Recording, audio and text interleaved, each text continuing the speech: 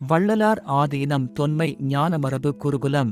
நிறுவனர் ஞானாசிரியர் தொன்மை ஞானமரபு குரு. ஞான சூரியன் ஸ்ரீ சிவகுருநாத தேசிகர். ஒளி நெறி வேதம் உரையாடல் பகுதி 9. வள்ளலார் அருளிய உளவும் ஐந்தொழுக்க பயிற்சியும். வணக்கம் குருவே, தங்கள் திருவடிகள் பணிந்து வணங்குகிறேன்.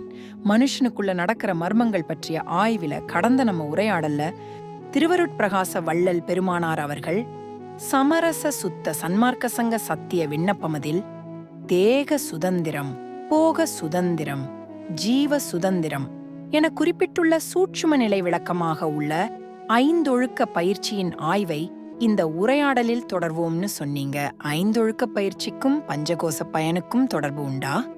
ஆம் மகளே, ஐந்தொழுக்க பயிற்சியை பயிலுவதன் மூலம் கற்பவன் தன்மையில் அறிவில் தெளிவு, இயங்குபவன் தன்மையில் அமைதி நீட்சி, பணிதல் பண்பில் சுகம் நீட்சி, ஏற்கும் தன்மையில் ஆற்றல் பெருக்கம், ஈகை பண்பில் உறவுகள் சாதகம் ஆகியவைகள் நமக்கான 5 உடல்களிலும் பயன்களாக விளைகின்றது.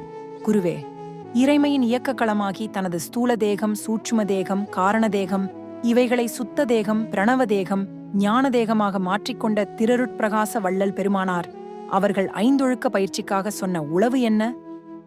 எனது ஞான தந்தையாகவும் குருவாகவும் தெய்வமாகவும் நான் வணங்கும் திரு அருட்பிரகாச வள்ளல் பெருமானார் அவர்கள் என் உள் நின்று உணர்த்திய பிரபஞ்ச ரகசிய பேருண்மைகள் பல உள்ளன. வள்ளல் பெருமானார் அவர்கள் அருளிய சமரச சுத்த சன்மார்க்க சங்க சத்திய விண்ணப்பம் ஒன்றில் தேக சுதந்திரம், போக சுதந்திரம், ஜீவ சுதந்திரம் பற்றிய பேருண்மைகளை சில வரிகளில் குறித்துள்ளார்கள். அவைகளை இப்போது ஆராய்வோம். அருமை குருவே, பாக்கியம் பெற்றோம். திருவருட் சுதந்திரம் நமக்கு எந்த வழியார் கிடைக்கும் என்று அறியத் தொடங்கிய தருணத்து எனது யானென்றும் தேக சுதந்திரம், போக சுதந்திரம், ஜீவ சுதந்திரம் என்னும் மூவகை சுதந்திரங்களும் நீங்கியவிடத்தே கிடைக்கும் என்று தேவரீர் திருவருளால் அறிவிக்க உள்ளபடி அறிந்தேன். ஆகலில் எனது சுதந்திரமாக கொண்டிருந்த தேக சுதந்திரத்தையும் போக சுதந்திரத்தையும் ஜீவ சுதந்திரத்தையும் தேவரீர் திருவருட்கே சர்வ சுதந்திரமாக கொடுத்துவிட்டேன். கொடுத்த தருணத்தே இத்தேகமும் ஜீவனும் போக பொருள்களும் சர்வ சுதந்திரராகிய கடவுள் பெருங்கருணையார் கொடுக்கப் பெற்றனமன்றி நமது சுதந்திரத்தார் பெற்றனவல்லவென்னும் உண்மையை அருளால் அறிவிக்கவும் அறிந்து கொண்டேன். இனி இத்தேகத்தினிடத்தும் ஜீவனிடத்தும் போக பொருள்களிடத்தும் தேவரீர் திருவருட் சாட்சியாக எனக்கு எவ்விதத்தும் யாதோர் சுதந்திர தோற்றமும் தோற்றமாட்டாது. தேவரீர் திருவருட் சுதந்திரத்தை என்னிடத்தே வைத்தருளி மரணம், பிணி, மூப்பு, பயம், துன்பம் முதலிய அவத்தைகள் எல்லாவற்றையும் தவிர்த்து இத்தேகத்தையே நித்திய தேகமாக்கி எக்காலத்தும் அழியாத பேரின்ப சித்தி பெருவாழ்வில் என்னை வாழ்வித்தல் வேண்டும். இத்தேகத்தை பெற்ற எல்லா சீவர்களுக்கும் எனக்கறிவித்த வண்ணமே அறிவித்து அவரவர்களையும் உரிமையுடையவர்களாக்கி வாழ்வித்தல் வேண்டும். தேவரீர் பெருங்கருணை ஆட்சிக்கு வந்தனம். வந்தனம். இங்கனம், சிதம்பரம், ராமலிங்கம், திருச்சிற்றம்பலம் என்று சமரச சுத்த சன்மார்க்க சங்க சத்திய விண்ணப்பம் அதில் ஐந்தொழுக்க பயிற்சிக்கான உளவை குறித்துள்ளார். இந்த விண்ணப்பத்திலேயே ஐந்தொழுக்க பயிற்சிக்கான நம் ஆய்வு தொடங்குகின்றது. குருவே, இது மிகவும் ஆச்சரியமாக உள்ளதே. ஐந்தொழுக்க பயிற்சியில இவ்வளவு மேன்மை உள்ளதா? ஆம் மகளே, இதன் விளக்கத்தை நமது வள்ளலார் ஆதீனம் சார்பாக முதலில் வெளிவந்த இறையியல் தவம் என்ற நூலில் விரிவாக குறித்துள்ளோம். வள்ளல் பெருமானார் அவர்கள் உளவாக அருளியுள்ள பேருண்மை ஐந்தொழுக்க பயிற்சி விளக்கத்தில் உள்ளது.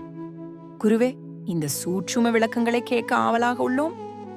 இந்த பிரபஞ்சத்தில் உள்ள எல்லா இயக்கங்களும் 3 மயங்களான தூண்டல் நிலைமயம், செயல் நிலைமயம், தொடர்பு நிலைமயம் என 3 மயங்களாக உடையதாக அமைந்துள்ளது என்பது நமது முன் உரையாடல்களில் தெளிவாக விளக்கியுள்ளோம். ஆம் குருவே. வள்ளல் பெருமானார் அவர்கள் அருளிய இந்த உபதேசத்தில் கூறப்பட்டுள்ள ஜீவ சுதந்திரமானது தூண்டல் நிலைமயத்தையும், போக சுதந்திரமானது செயல் நிலைமயத்தையும், தேக சுதந்திரமானது தொடர்பு நிலைமயத்தையும் கொண்டு அமைந்துள்ளது. ஜீவ சுதந்திரம் என்பது அனைத்தையும் கற்றவன் தன்மையாக, அனைத்தையும் இயக்குபவன் தன்மையாக அகந்தை தூண்டல் வடிவில் இயக்கம் பெறுகின்றது.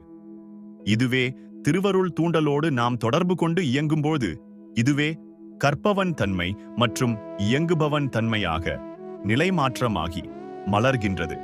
போக சுதந்திரம் என்பது பணிவின்மையாக அகந்தை தூண்டல் வடிவில் இயக்கத்திற்கு வருகின்றது. இதுவே திருவருட்செயலாகி அனைத்தும் திருவருளால் இயங்கும்போது பணிவில் லயமாக பணிவு பண்பாக மாறுகின்றது. தேக சுதந்திரமானது அனைத்திலும் மிகை பயன் நோக்கும் எதிர்பார்ப்புணர்வும் வாங்கும் குணம் மட்டுமே கொண்ட பரிப்புணர்வும் அகந்தை வடிவில் நின்று ஆசைகளாக உந்துகின்றது. இதுவே திருவருட் சுதந்திரத்தால் இயங்கும்போது அனைத்தும் திருவருள் தந்ததே என்றிருப்பதை ஏற்கும் தன்மையும் எதையும் கொடுக்கும் ஈகை பண்பையும் தந்துவிடும். குருவே, அப்படியென்றால் அகந்தை அறிவானது ஜீவ சுதந்திரத்தில் உள்ள கற்றவன் இயக்குபவன் தன்மைகளாகவும், போக சுதந்திரத்தில் உள்ள பணியாதவன் தன்மையாகவும், தேக சுதந்திரத்தில் உள்ள எதிர்பார்ப்பவன் ஈயாதவன் தன்மைகளாகவும் உள்ளது. இவைகள் அருள் அறிவாக திருவருள் தூண்டலில் கற்பவன் இயங்குபவன் தன்மைகளாகவும், திருவருள் செயலில் பணிவுடையவன் பண்பாகவும், திருவருள் சுதந்திரத்தில் ஏற்கும் தன்மை ஈகை பண்பு இவைகளாகவும் நிலை மாற்றமடைகின்றது என்று புரிந்து கொள்ளலாமா? ஆம், சரியான புரிதல். ஜீவ சுதந்திரம், போக சுதந்திரம், தேக சுதந்திரம் ஆகிய மூன்றும் திருவருட் தூண்டல், திருவருட் செயல். திருவருள் சுதந்திரமாக பரிணாமம் அடைவதால் நம்மிடம் அமைந்த தேக சுதந்திரம், போக சுதந்திரம், ஜீவ சுதந்திரம் ஆகிய மூன்றும் அகன்று போவதில்லை. அதன் மீது இருந்த ஆதிக்கம்தான் மாற்றமடைகின்றது. குருவே, மாற்றமடையவில்லை என்றால் எப்படி? முன்பு ஜீவமல இயல்பாகிய ஆதிக்க உணர்வு நான் மற்றும் உடைமை உணர்வு எனது நமக்குள் நின்று ஆட்சி செய்தது. இது மனித சுதந்திரம். இயல்பு தூய்மைக்கு பின் அருட்பெருஞ்சோதி அருள் உணர்வும் தனிப்பெருங்கருணை பரிவு உணர்வும் ஆட்சி செய்கிறது. இது திருவருள் சுதந்திரம். புரியுதுங்க குருவே. உயிர்களை பற்றிய மலம்தான் மனிதனுக்குள் சுதந்திரமாக வந்து இயக்க முரணாக நின்று எல்லை தாண்டி இயங்க வைக்கிறது. ஐந்தொழுக்க பயிற்சியில் நம்மிடம் நீங்கும் மலம் எது? ஆணவ மலமானது அறிவு வடிவான தூண்டல் மயத்தை மறைக்கும் 5 வகை அகந்தையாக ஆளுமை வடிவெடுக்கும்.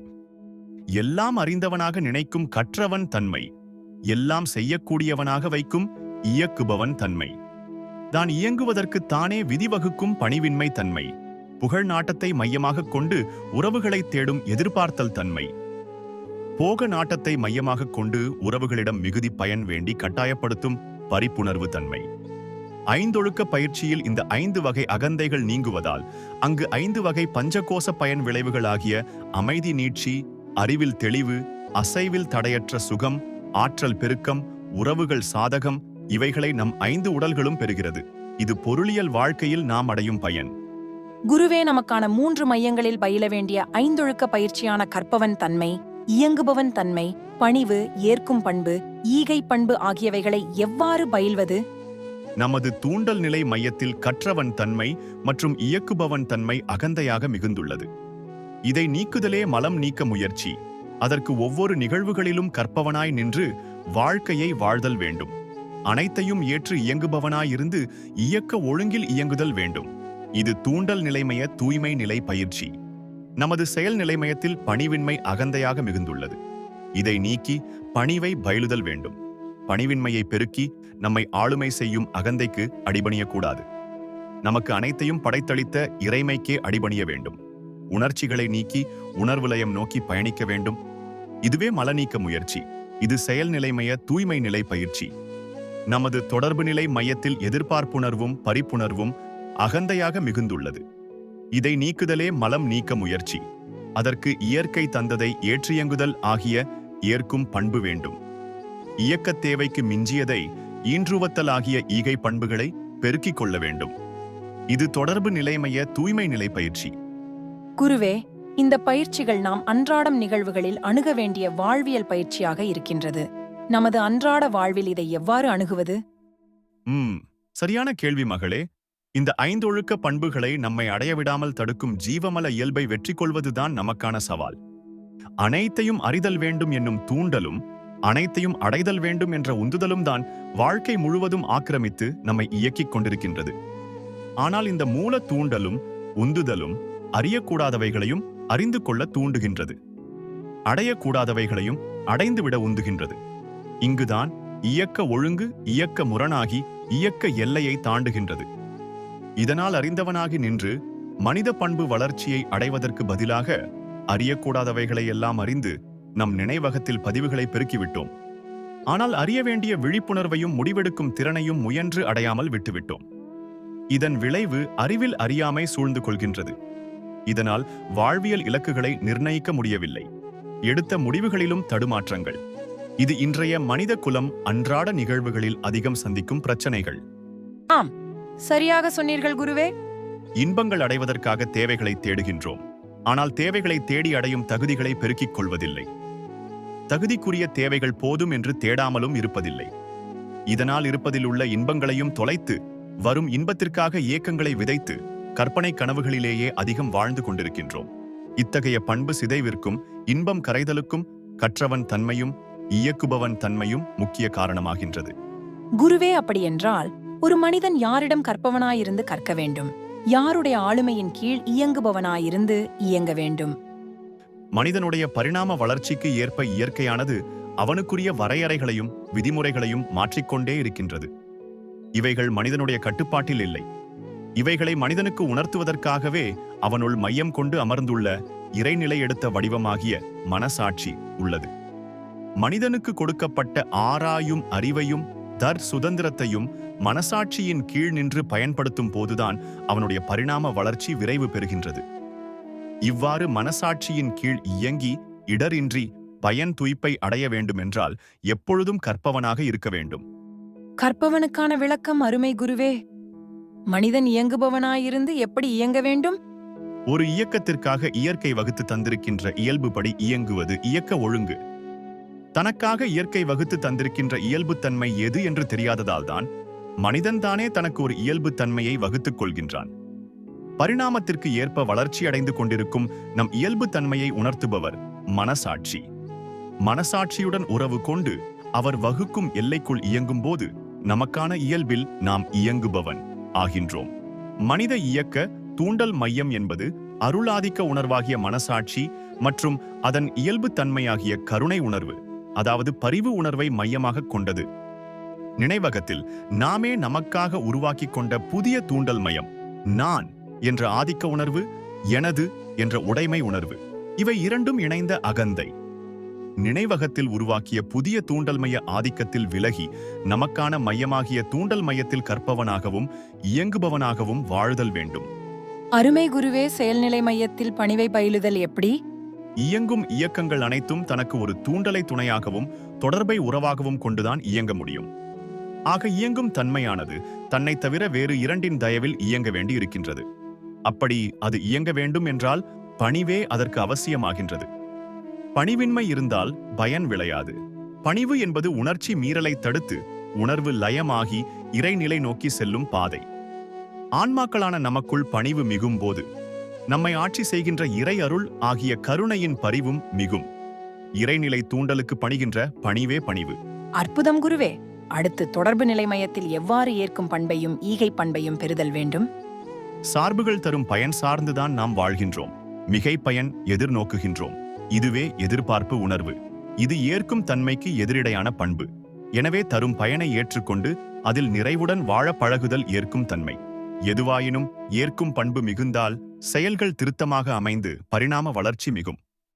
ஈகை உணர்வை ஏற்று இயங்குவது உயர்ந்த பயிற்சி. இந்த ஈகை பண்பு தூய்மை பெற்ற நிலையில் கருணை என்று அழைக்கப்படுகின்றது. இறைநிலையின் இயல்புகளிலேயே தலைமையானது தனி பெருங்கருணை. வள்ளல் பெருமான் அவர்கள் உணர்த்தியது ஜீவகாருண்யமே மோட்ச வீட்டின் திறவுகோல்.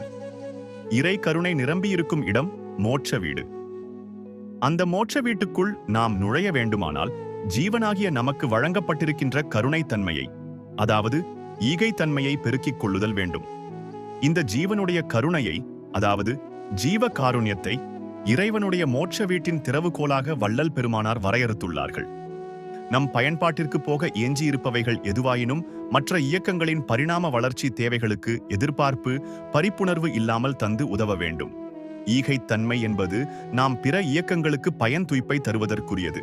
இவைகளே 3 மயங்களிலும் நாம் பயில வேண்டிய 5 ஒழுக்க பயிற்சியின் பக்குவ நிலைகள். மிகவும் அருமை குருவே. 5 ஒழுக்க பயிற்சியின் மேன்மைகள் என்னவென்று புரிந்தது. 5 ஒழுக்க பயிற்சிகளை நமக்கான சார்புகளின் மூலமே நாம் பயில முடியும். நமக்கான சார்புகளான உயிர் உறவுகள், உடைமை உறவுகள், இவைகளோடு தொடர்பு கொண்டுதான் அதை அடைய முடியும். அவ்வாறெனில் சார்புகள் பற்றிய விளக்கம் என்ன? சார்புகளோடு நாம் அணுக வேண்டிய பயிற்சிகள் என்ன? சரியான கேள்வி மகளே. இதற்காக நம் ஒளிநெறி வேதம் உணர்த்தும் பயிற்சி சார்பொழுக்க பயிற்சி. இந்த வாழ்வியல் பயிற்சிக்கான விளக்கம் முழுவதும் நம் அடுத்த உரையாடலில் தொடரலாம். நல்லது குருவே, மிக்க நன்றி. நல்லது. இறைமையின் ஆசீர்வாதங்கள் தொடரட்டும். இந்த உரையாடல் பகுதி பயனுள்ளதுன்னு நினைச்சா இதை உங்க நண்பர்கள், உறவினர்கள் அனைவருக்கும் ஷேர் பண்ணுங்க. அப்படியே எங்க ஒளிநெறி வேதம் யூடியூப் சேனல் சப்ஸ்கிரைப் பண்ணுங்க. நீங்க தர ஆதரவும் ஊக்கமும் இன்னும் பல பேருண்மைகள் வெளிவர உந்து சக்தியா அமையும். வாங்க ஒளிநெறி வேதம் கத்துக்கலாம். எல்லா உயிர்களும் இன்புற்று வாழ்க. வள்ளல் மலரடி வாழ்க வாழ்கவே. குருவே சரணம்.